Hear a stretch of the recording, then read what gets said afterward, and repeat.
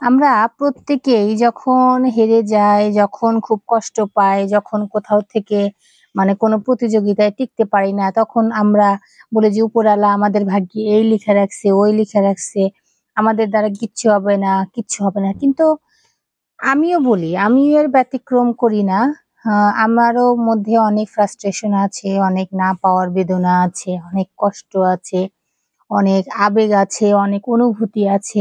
কিন্তু আমি দেখেছি যে যখন আপনি আপনি আপনার পরাজয় হয়েছে বা আপনি কোনো জায়গা থেকে বিতাড়িত হয়েছেন, প্রতারিত হয়েছেন, আপনি কষ্ট পেয়েছেন অন্যের দ্বারা, তখন খেয়াল করে দেখবেন যে আপনার কাছে না নিত্য নতুন সম্ভাবনাময়, নিত্য নতুন আশা, নিত্য নতুন অনুভূতি, আপনার তখন মোড়টা অন্যদিকে ঘুরে যায়। বা আপনি সাপোজ আপনি হয়তো কোনো ঝগড়ায় আপনি হয়তো জিততে পারলেন না, কথা দিয়ে জিততে পারলেন না, আপনি হেরে গেলেন, আপনি সৎ থাকার পরেও হেরে গেলেন। কিন্তু আপনি খেয়াল করে দেখবেন যে তারপরে আপনার বুদ্ধি বেড়ে যায়, তারপরে আপনার আবেগ অনুভূতি আপনি কন্ট্রোল করতে পারেন। আপনার নতুন সম্ভাবনাময় অনেক কিছু খুলে যায়।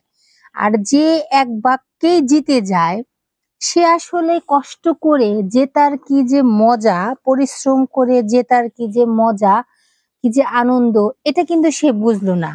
আর যখন আপনি হেরে যাবেন, যখন আপনি কষ্ট পাবেন, তখন দেখবেন আপনি ছোটাছুটি করছেন, আপনি এর উপায় খুঁজে বের করার চেষ্টা করছেন, আপনি বিভিন্ন জায়গায় যাচ্ছেন, সবার সাথে পরিচয় হচ্ছে, নানান দিক থেকে আপনি হয়তো আপনাকে একজন সাপোর্ট না করলে আরেকজন সাপোর্ট করবে। এভাবে কিন্তু আমাদের কিন্তু অনেকগুলো দুয়ার আমাদের খুলে যে অনেক মানুষের সাথে পরিচয় হয়।